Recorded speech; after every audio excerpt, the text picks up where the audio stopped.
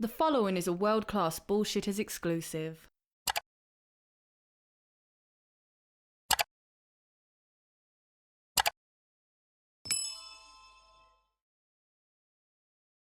It's a strange time for the Walt Disney Company. Earlier this year, they were engaged in a losing battle with the government. Their stock prices fell, and it seemed like the House of Mouse was going to close up shop for good. But we weren't that lucky. Transition time. This kind, not that kind. It's Morbin time. Let me ask you something. Have you ever seen something so pointless it hurts? That's exactly how I describe a lot of things these days, but for the sake of this video, we're going to talk about one pointless movie, Lightyear. Lightyear is Disney's newest film about Buzz Lightyear, the man behind the movie, behind the toy, behind the movie that we're talking about today, I think. Lightyear is out, and it's not successful at all. We're going to be talking about why in a moment, but right now let's talk about how. How bad is Lightyear? Let's talk about how bad Lightyear shits the bed. I can't say shit the bed? Fine. Let's find out how bad Lightyear Amber Heard's the bed. There!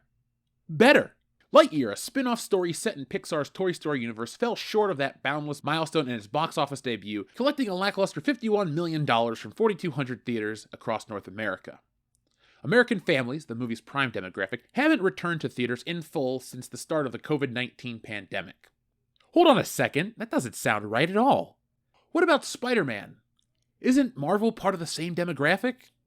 Let's just take a moment and look into that statement, shall we? I looked at the box office for 2020 through 2022 so far, and this is what I found. And what I found is that there are plenty of successful family films at the box office. They're just not Disney films. In 2019, Disney had 7 of the top 10 films in the box office. In 2020, when everything went to shit, they had 0 films in the top 10. In 2021, they had 1 film, and in 2022, they're on top with 1 again.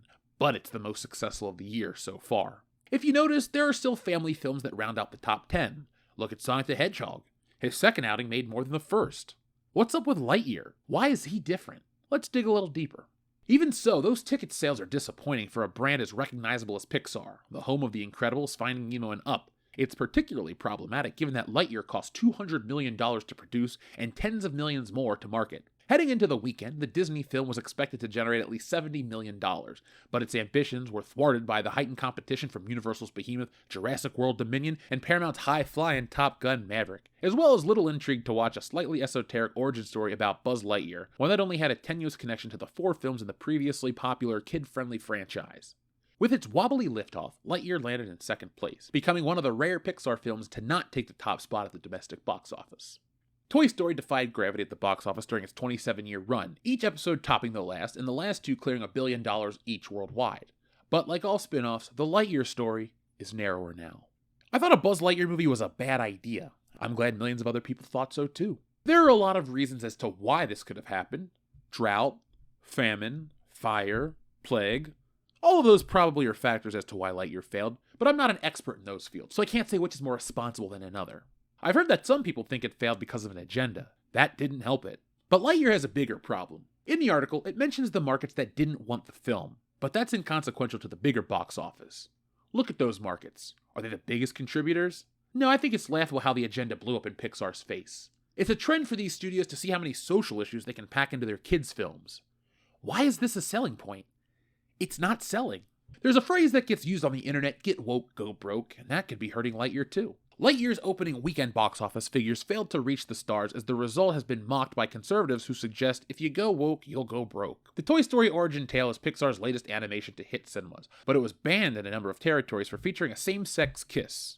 Chris Evans replaced Tim Allen in the titular role of Buzz Lightyear, a move which had already set some, including TV actress Patricia Heaton. Though the movie has received positive reviews and took an impressive $51 million at the box office opening weekend, Lightyear was projected to take in $70 million. It was also up against Top Gun and Jurassic World. Its relatively disappointing debut at movie theaters was slammed by some, including lawyer and host of The Jenna Ellis Show, Jenna Ellis. Highlights of the news that Pixar's Lightyear made a disappointing $51 million at the domestic box office, she declared, "Go woke, go broke." Some people on Twitter replied to Ellis' assessment and explained why they dodged the movie. "I would have seen it, but I found out what was in it," one wrote with a tearful emoji. "I'd rather watch F-18, said another, implying they're going to see Top Gun Maverick instead. I know someone who personally was going to see the movie until I told them what was in it. They didn't go." Author Nick Adams made his feelings very clear in a series of tweets relating to Lightyear.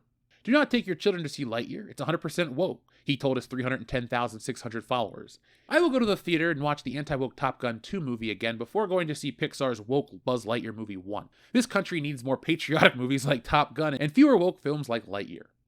Conservative author Bridget Gabriel also called for a boycott for the full woke Lightyear, telling her followers to hurt them at the box office.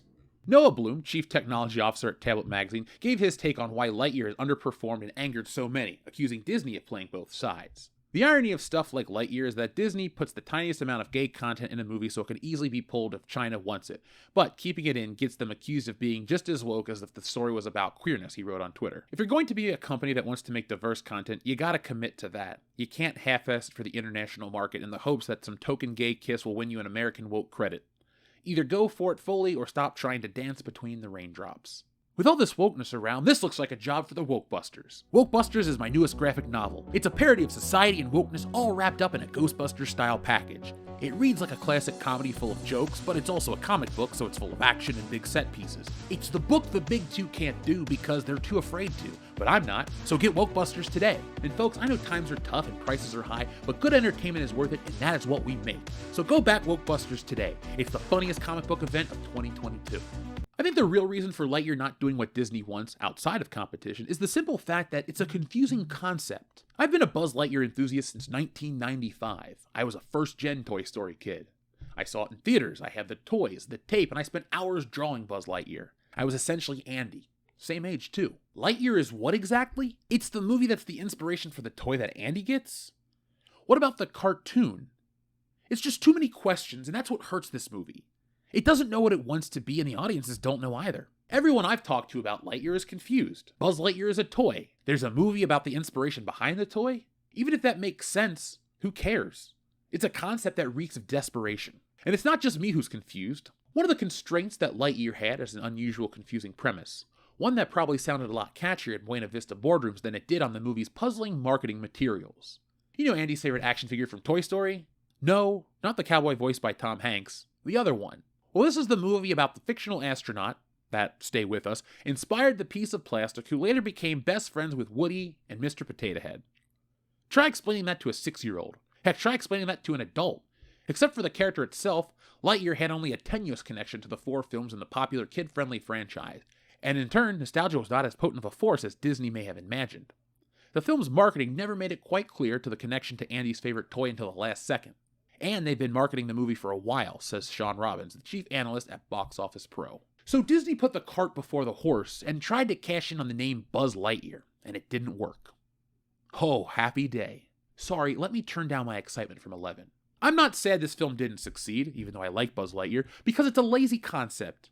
On top of that, Disney didn't have solid marketing, and the result was a resounding thud. Chris Evans in the role didn't help either. Buzz Lightyear has to be voiced by Tim Allen. There could have been a dozen reasons why Tim Allen didn't come back, but I'm assuming because his politics don't line up with Disney or the money. That's always a factor. I guess Disney's happy they didn't spend the extra cash, but it's hard to believe that Chris Evans, the star of the second biggest movie of all time, Avengers Endgame, isn't pulling in what Tim Allen does. It's such a weird defense, too. Disney couldn't afford it. Disney could afford anything, so I find that excuse laughable at best. The politics-first film marketing is failing for Disney. Nothing advertised like this works. But corporate mandates that they still integrate all these messages alongside the film, and the film dies on the vine. The Toy Story franchise now has its first disappointment. Will this film be the Solo of the Toy Story series? Maybe. This movie was so expensive, it's going to take a while to recoup the budget. How long? Infinity? Beyond? Who knows? But something I do know for certain is that the movie turned me off because it was a confusing premise, and Disney as a company I just don't like supporting. So folks, what do you think about Lightyear? Did you see it? Probably not, because very few people did, but you probably heard about it being a failure, so hey, let's laugh together. Ready? Begin. Alright, so now that you're done laughing and taking your victory lap, what do you think about today's video? Do you think it's the political wokeness in the movie that turned people off? Do you think that had a big enough outpouring? Or do you think it was confusion? I am of the mindset that wokeness can hurt entertainment, does hurt entertainment, it kills it, steps on its throat, ruins it. But I think Buzz Lightyear died because it was stupid from the get-go. And they tried to throw this stuff in there to try to win points and get enough people to go support it because it featured a gay kiss, and that doesn't work. You have to have a good product first, and not really focus on trying to put the agenda in there. That's what Disney is learning the hard way. It hasn't been a good couple of years for Disney. Star Wars The Rise of Skywalker in 2019 was probably the last time that things seemed stable at the Walt Disney Company. And well, we saw that movie did cross $1 billion, but it also cost a lot of money to make. And that's what Lightyear is, an expensive movie that cost a lot of money to make, a lot of money to market, and it's just not doing it. When is it going to stop? When will this stop for Disney? Well, there will be a time when they have to stop, or they will be stopped. The events in Florida have been definitely impacting Disney, and the possible change in the copyright law could affect them even further. So I don't think Disney's going to be this powerhouse that they like to be forever. And I've said before many times here on this channel, when Disney was its least powerful, the entertainment landscape was the best. During the late 70s through 80s, essentially, Disney was putting out movies that people didn't care about, but other movies were great. Disney put out The Black Hole. Yeah, but Star Wars came out a little before that, so you understand. And then don't even get me started on the 1980s. For every wonderful Disney movie that they made in every other decade, I can name you every great 80s film that tops all those Disney flicks. I'd rather watch The Goonies than anything Disney has ever put out. Why? Because Goonies never say die. But it looks like some of these big franchises could die because Disney likes to do these things. They want to pump out a franchise with spin-offs, sequels, reboots, and prequels, but they don't have the big picture planned out. And as we've seen with Star Wars, again, when you don't have the big picture planned out, you just don't get the results you want. So maybe Disney, you should take a step back, take your head out of your ass, and go back to the drawing board. See what works, see what doesn't, but stop, because you're your own worst enemy. And the fact that people are now confused if Disney and Pixar movies come out on Disney Plus instead of the theaters, well, that's something you've done yourself too. You wanted to sell Disney Plus as the be-all, end-all. You thought the pandemic was the end of the world as we knew it. You thought you guys were going to be at the forefront of the entertainment switch, so you made all these big switches, and you got sued by Scarlett Johansson, and all these terrible things happened. And, well, you know what? When the bad guy ends up with egg on his face or falling off Nakatomi Plaza, you don't really cry for Hans Gruber, do you? You go, man, Die Hard was great. I'm sorry that the villain died because he was awesome to watch, but he had to go. Disney is Hans Gruber, and no matter how many times I watch him fall from Nakatomi Plaza near midnight on Christmas Eve, I'll never not be happy. So folks, let me know what you think about this, and if you enjoy this content and you enjoy independent content that helps shine a light on this sort of information and this entertainment, well then go over to patreon.com, WorldClassBS, link is in the description below, and go support the channel. $5 a month, which is like 17 cents a day. I mean, that's like cheese on a cheeseburger, 97. And that gets you access to our digital archives, which includes thousands of hours of commentaries, watch-alongs, which is the same thing as a commentary. We also have content that we put up first. We also keep some of our more spicy takes over on Patreon, and it's an awesome way to help the channel grow and to make more content that you love and to keep yourselves entertained. So folks, check that out. Go to shopwcbs.com to get yourself a shirt for this summer, and join us on Thursday nights. On Thursdays, we play our game on the show, Word of the Day, where we take a word, we replace a film title with the Word of the Day, and you get funny titles. This week, the Word of the Day was knockers, so we had films like The Terminator, and we also had the big ethical moral dilemma. What is it? Is it the Tommy Knocker Knockers or the Knocker Knockers? If you like questions like that, join us each Thursday night live at 8:30 p.m. Eastern Standard Time here on World Class Bullshitters. But folks, I'm going to go get ready for the next video because it's a doozy. But in the meantime, be smart, be safe, be cool, but always be excellent to each other.